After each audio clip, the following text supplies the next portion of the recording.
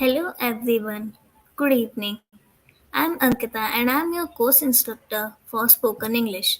I hope all the students have watched my video regarding my introduction, and in case you haven't watched then please watch it on our YouTube channel. So this course has been divided into 4 modules and today we will start with the first one, that is English grammar in use. So let's start. So as you can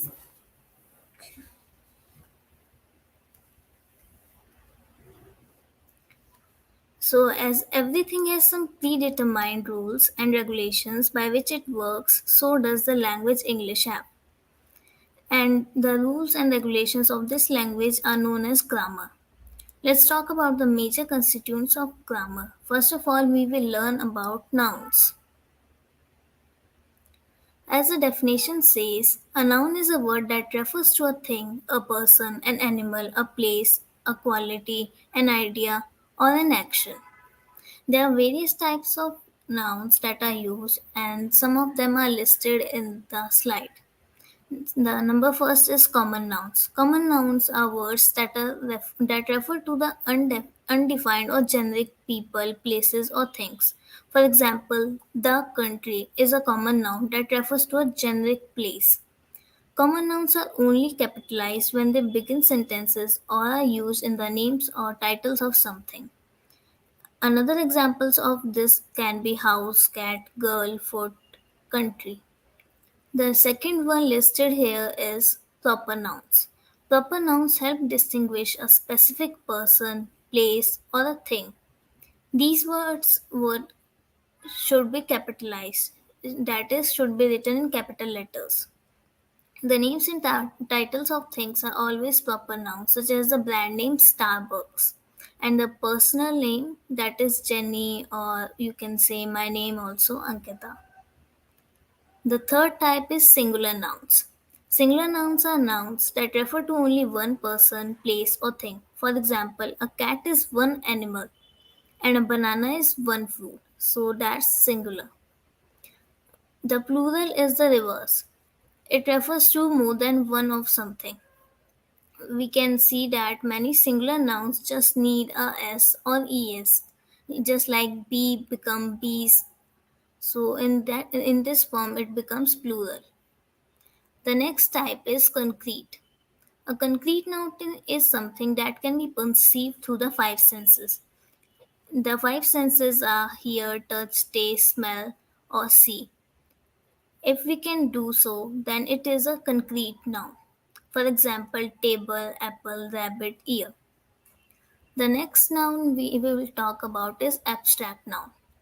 The abstract nouns are intangible ideas. That is, we cannot be perceived them with the five senses that I have talked in the concrete noun. Examples of abstract noun can be anger. It's an emotion and it cannot be touched. So it's an abstract one. The next type is collective. Collective, as the name suggests, is a collection, and its function as a singular noun while referring to a group of people or things. A collective noun refers to a group that functions as one unit or performs the same action at the same time. For example, the team plays in the main gym. Some other examples can be crowd, flocks, committee, or a sum of money. The next one is compound. Compound noun combines two or more words into one. Compound nouns can appear as a single word, multiple words, or used separately or words connected by hyphens. Some of the examples are dry cleaning, jack in the box, toothpaste, haircut, output, ice cream, potato chips, etc.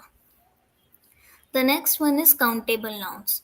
As we know, countable means to count.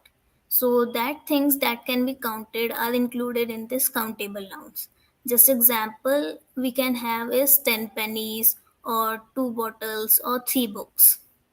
The last type is uncountable nouns. As the name suggests, uncountable. That is, that cannot be counted. Like mass, youth, in the same sense. Like we can't say three happiness can't be measured. So these are all the things that are included in uncountable noun. So now we know what are nouns, so let's move towards pronouns. Pronouns are basically words that take place of the nouns. Pronouns refers to either a noun that has already been mentioned or to a noun that does not need to be named specifically. It also has many types. The first one is possessive pronouns. Possessive pronouns is a pronoun that expresses possession, ownership, origin, relationship, etc. The examples can be mine, yours, his, hers, ours, theirs. The next type is personal pronoun. Personal pronouns are pronouns that we use to refer to people and sometimes animals. The pronouns it, they, and them can also apply to objects. So, for examples of personal pronouns, we can have I, you, she, he, she, it, they. The next type is relative pronouns. Relative pronouns connect dependent clauses to independent clauses. For example, who, whom, which, what, that. In a sentence, we can use it as I need to find a person who can read Swedish. So, in this, we have used who to connect a person and Swedish. The next one is reflexive pronouns. A reflexive pronoun is a pronoun used as an object of a verb that refers to the same person or thing as the object of the verb. For your knowledge, the subject is the person or thing doing something, and the object is having something done on it. For examples of reflexive pronouns, we have myself, yourself, itself, herself, himself, ourselves, and themselves. The next in the category is intensive pronouns. Intensive pronouns refer back to the subject in order to add emphasis. They are identical in appearance to the reflexive pronouns. For the examples, we have myself, yourself, herself. As I said, it is identical to reflexive, so we can say they both are somewhat same. The next type is indefinite pronouns. An indefinite pronoun is a pronoun that doesn't specifically identify who or what it is referring to. For example, some, somebody, anyone, anywhere, nothing, everybody. It is not specifying anyone. So, for example, we can use it in a sentence as someone ate my lunch. We are not pointing out who. So, these kind of things are included in indefinite pronouns. The next one is demonstrative pronouns. Demonstrative pronouns are used to point to specific things. For examples, this, that, these, those. In a sentence, we can use it as I don't know what that is, but it definitely isn't friendly. So it is pointing to a specific thing. The next one is interrogative pronouns. As the name itself suggests, interrogative means questioning. So it is used to ask questions about unknown people or things. In a sentence, we can use it as what is an amphibian? The next category is reciprocal pronouns. Reciprocal pronouns expresses mutual relationship or actions. For examples, each other, one another. In a sentence, we can use it as my sister and I love each other. The last type is singular and plural pronouns. Like nouns, pronoun can either be singular or plural. Singular pronouns refers to a single person or thing, and like singular pronouns must use singular verbs. Some of its examples are I, he, she, it, one, this, someone, something, anyone, and nobody. Plural pronouns refers to the multiple people or things. Plural pronouns must use plural verbs.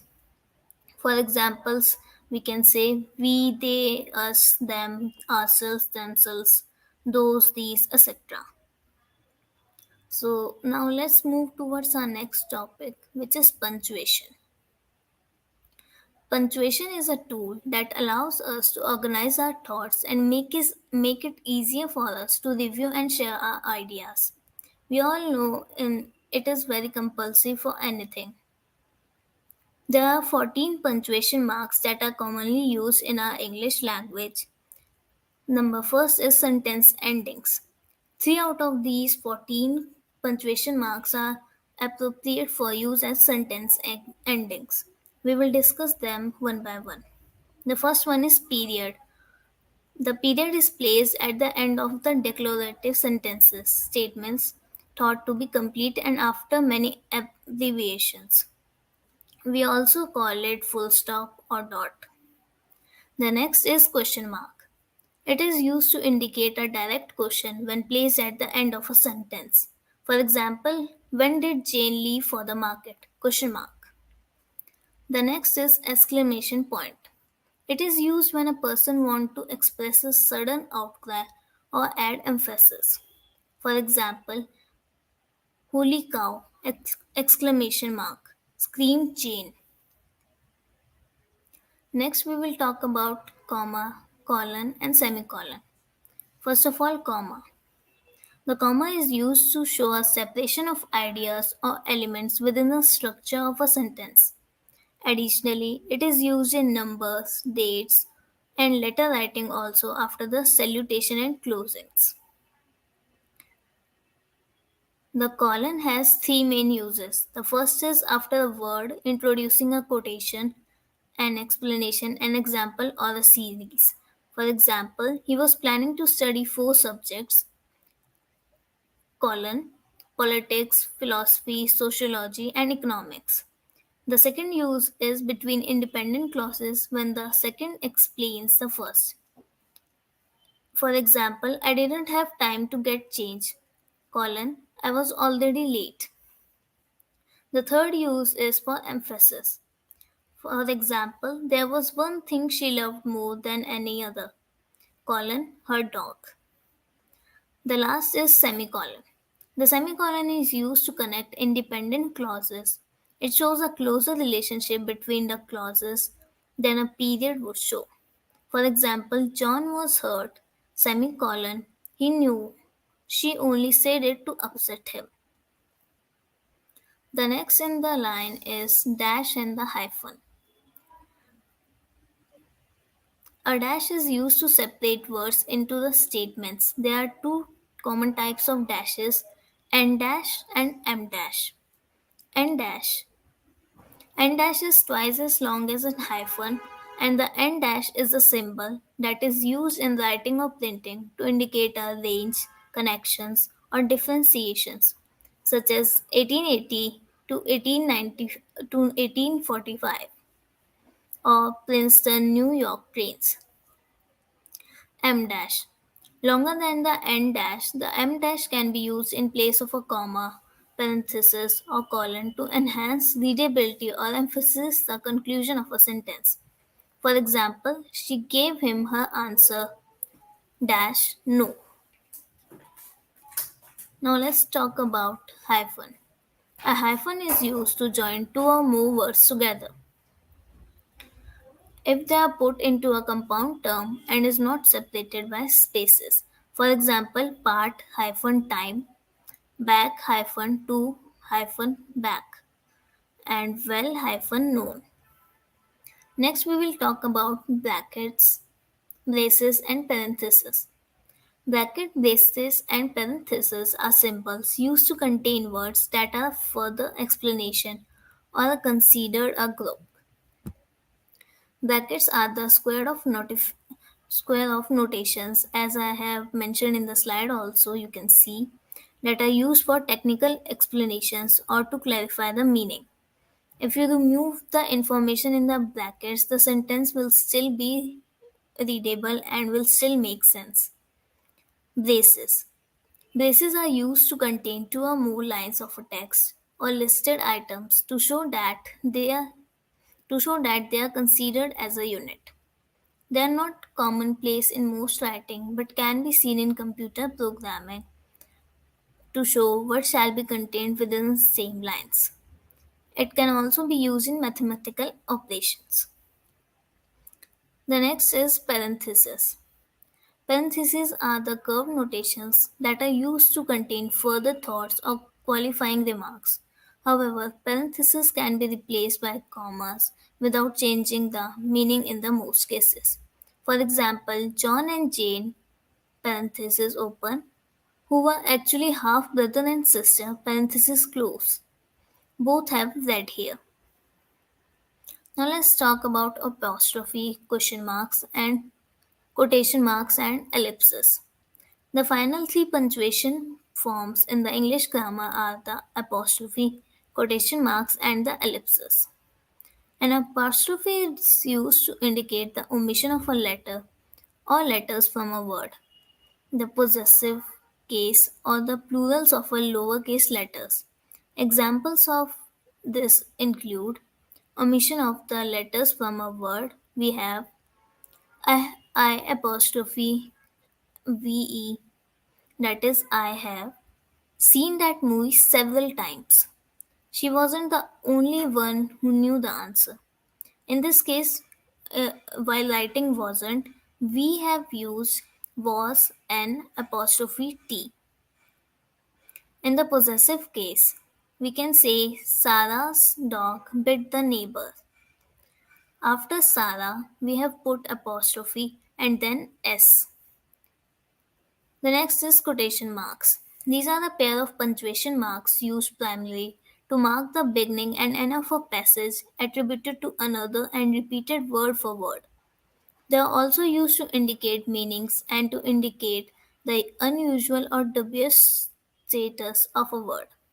For example, quotation marks open, don't go outside, comma, quotation marks close, she said. Now let's talk about the last punctuation marks, that is ellipsis. It is most commonly represented by three periods as I have shown it on the PPT, although it is occasionally demonstrated with three asterisks also. The ellipsis is used in writing or printing to indicate an omission, especially of letters or of words.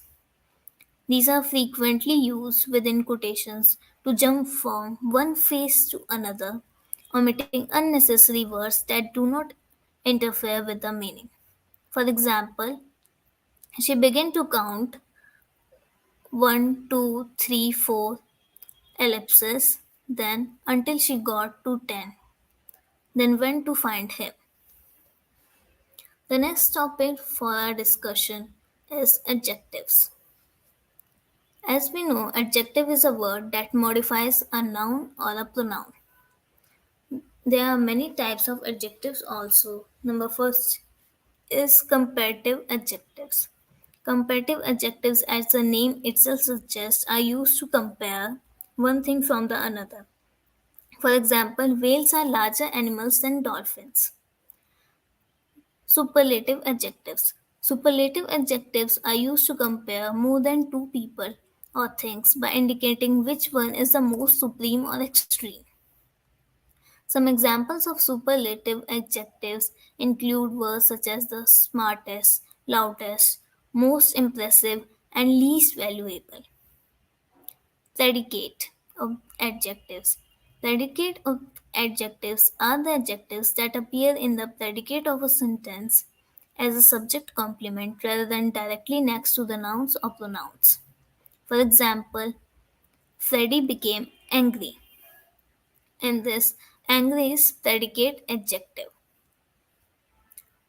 Now let's talk about compound adjectives. Compound adjectives are the adjectives that are formed from multiple words which are commonly used or connected by hyphens. Its example may include she had enough of the double dealing salesman. In this, double dealing is the compound adjective. Now let's talk about possessive adjectives. As the name suggests, possessive, these are often used to express possession or the ownership. The most commonly used possessive adjectives are my, your, its, her, his, are, their, and whose. The next one is demonstrative adjectives. Demonstrative adjectives are used to express relative positions in space and time. The most commonly used demonstrative adjectives are this, that, these, and those. For example, this watch is cheaper than that one. Next is proper adjectives. Proper adjectives are adjectives formed from proper nouns. In general, proper adjectives are commonly used to say something that is related to a specific person or place. Proper adjectives include words such as African, Napoleon, and Shakespearean. The next is participle adjectives. These are adjectives that are based on participles, which are words that usually end in ed or ing and derive from verbs. For example, we can say Travis was late for his swimming lessons. In this, swimming is the participle adjective. The next is limiting adjective. Limiting adjectives are adjectives that restrict a noun or pronoun rather than describing any of its characteristics or qualities. These include words such as these, your, and some. Its example is I bought some eggs at the store. The next is descriptive adjective. It is used to describe the characteristic, traits, or the qualities of a noun or a pronoun. So it includes the words such as purple, friendly, attractive. These are the examples of descriptive adjectives. The next is interrogative adjectives. As the name itself suggests, interrogative, meaning to question. So these generally include what, which, and whose. For example, what color is your favorite? Or you can say which color is your favorite. The next is attributive adjectives. These are directly next to the noun and pronoun that they modify. For example, she has beautiful handwriting. The next is distributive adjectives. These are used to refer to a member of a group individually. Examples may include each, every, either, and neither. Example for each puppy got their own little doghouse. So now let's move towards our next topic, which is verbs. A verb can be defined as a word that expresses an action or a state of being. Its major types are action verbs. Most verbs that we use are action verbs. As the name indicates itself, action verbs meaning that they describe some action that has been done. For example, when you are playing Simon Says, Simon can ask you to do some things like hop, skip, pat your head, or make a pair of motions. These are all examples of action verbs. The next is transitive verbs. These simply expresses an action. The only thing to note with this category of verb is that they are always followed by a direct objective and direct object, which is someone or something that's receiving the action of the verb. For example, Molly drove the car. In this, Molly is the subject, drove is the transitive verb, and the car is the object, direct object. The next type of verb is intransitive verb. Intransitive verbs are also verbs that show action. Unlike the transitive verbs, they are ones that are not followed by a direct object. For example, the plane lands at 5 o'clock. In this, lands is the verb. The next is linking verbs. As the name suggests, linking means they are used to link something. The words that are included in this are am, is, are, and were. For example, I am Jennifer. The next is Damien is an expert craftsman. The second last type is helping verbs. Helping verbs, as the name there suggests, do the main thing, that is to help. They help the main verb of the sentence by extending its meaning, and they are used in cases where the linking verb on its own is not sufficient to form a complete thought or a sentence. For example, I have been there before. In this, have is the helping verb and been is the linking verb. The last verb type is stative verbs. Stative verbs are more difficult to identify as verbs. They describe a position or state of being. They have no duration, no beginning, and no end. They are more intangible than action verbs. For example, you deserve a prize. In this, deserve is a static verb. Now, let's move towards this topic where most of us commit mistakes. That is, yes, I am talking about tenses. So, in English grammar, verbs are often used in a way that it indicates or denotes the time when an event has occurred.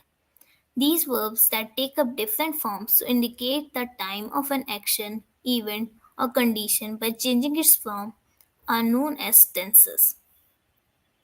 The rules, as you can see on the slide, also is very simple. Let's head towards them one by one. Number first is simple present tense. In the simple present tense, the rule is subject plus verb 1 plus object. For example, he drives car. In this, he is the subject, drives is the verb for first form, and car is the object. And simple present in the negative form, we will read it as he does not drive the car. In the interrogative sentence, we will write it as does he drive the car. In the progressive present tense, or you can say also present continuous tense, the rule is subject plus is am are plus verb first form plus ing plus object. For example, he is driving car. For the negative one, we have he is not driving car. And for the interrogative one, we have is he driving car? For the present perfect tense, the rule is subject plus has slash have plus verb third form plus object. For the sentence, we have he has driven car. In the negative one, we will read it as he has not driven car. And for the interrogative one, has he driven the car? Now the last one is present perfect continuous tense. In this, the rule is subject plus has slash have plus been plus v1 plus ing plus object. He has been driving car. In the negative one, he has not been driving car. And in the interrogative one, has he been driving the car? Now let's move towards the past. In the simple past, the rule is subject plus second form of verb plus object. That is, he drove car. In the negative form, it is he did not drive car. And in the interrogative one, it is did he drive car? Now the next one is past continuous. In this, the rule is subject plus was verb plus verb first form plus ing plus object. He was driving car. In the negative one, it is he was not driving. He was not driving the car. In the interrogative one, it is was he driving car? In the past perfect, the rule is subject plus hash slash have plus not plus v3 plus object. For the sentence, it becomes he had driven car. For the negative one, it becomes he had not driven car. And for the interrogative one, it becomes had he driven car? In the past, perfect, continuous tense.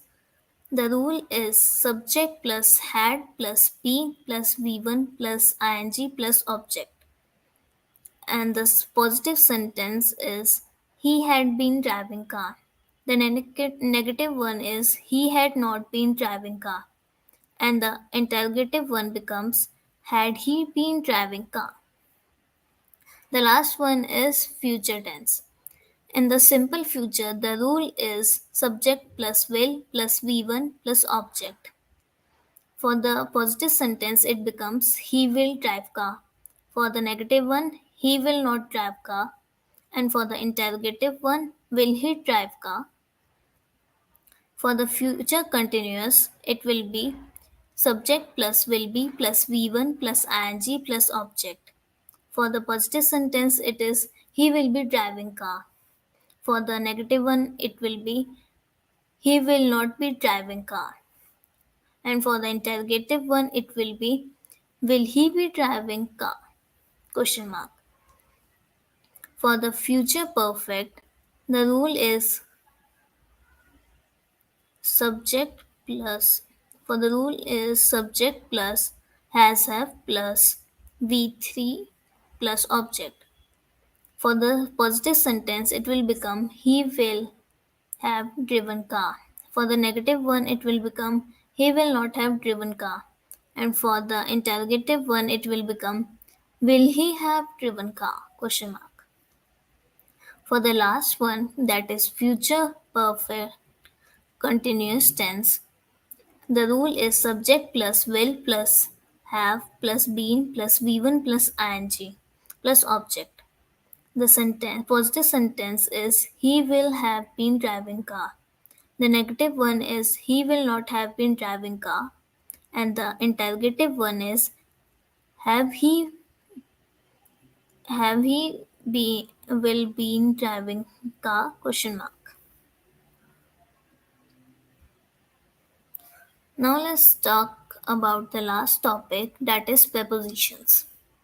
A preposition is a word that indicates the relationship between a noun and the other word of a sentence. Its major types are listed on the slide. We will cover them one by one. The first one is simple preposition. These are among the most common type of prepositions. These prepositions are used to express the relationship between the nouns and the pronouns of a sentence. For example, we use and, but, for, of, with, during, at, to, etc. The next one is double prepositions. Two simple prepositions joining together to form one which connects the noun or pronoun to the rest of the sentence is known as double prepositions. For example, are you out of your mind? In this, out of is the double preposition. The next one is compound preposition. In this, it is composed of prepositions as well as other words. For example, according to my calculations, this color should work just fine. In this, according to is the compound preposition. The next type is participle preposition. Present participles, that is ing, and past participles, that is ed and en, are used as prepositions instead of verbs in this case. The examples include assuming, bearing, respected, given, gone, etc.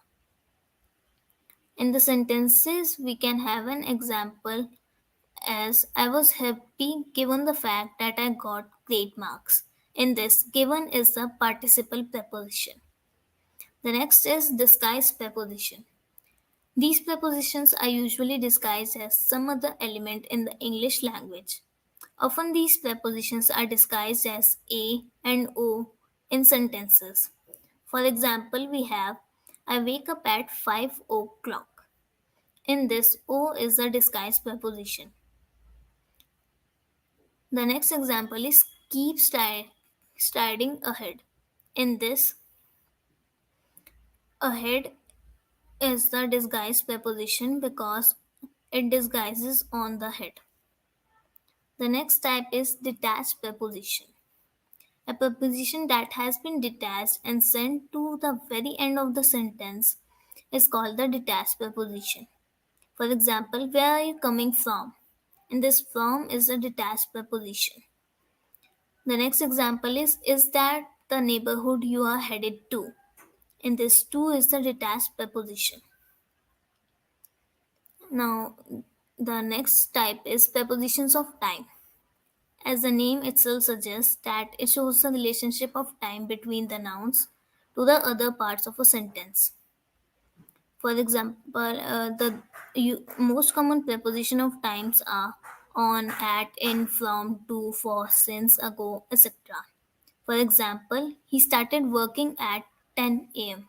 In this, at is the preposition of time. Preposition of place and direction. This shows the relationship of a place between the nouns to the other parts of the sentence. The most common used preposition of place direction are on, at, in, by, from, to, towards, up, down, across, between, among, though, to, in front of, behind, etc. For example, he is at home. He came from England. Preposition of agents or things. These indicates a casual relationship between nouns and the other parts of the sentence. Of, for, by, with, about, etc. are the most common used prepositions of agents or things. For example, this article is about smartphones. Most of the guests have already left. The last type is phrasal prepositions. A phrasal preposition is not a prepositional phrase, but they are a combination of two or more words that function as a preposition. Along with, apart from, because of, by means of, according to, in front of, contrary to, are the most common types that are used. For example, they, along with their children, went to Atlanta. In this, along with is a phrasal preposition. So that's it from my side. Now the floor is open for questions.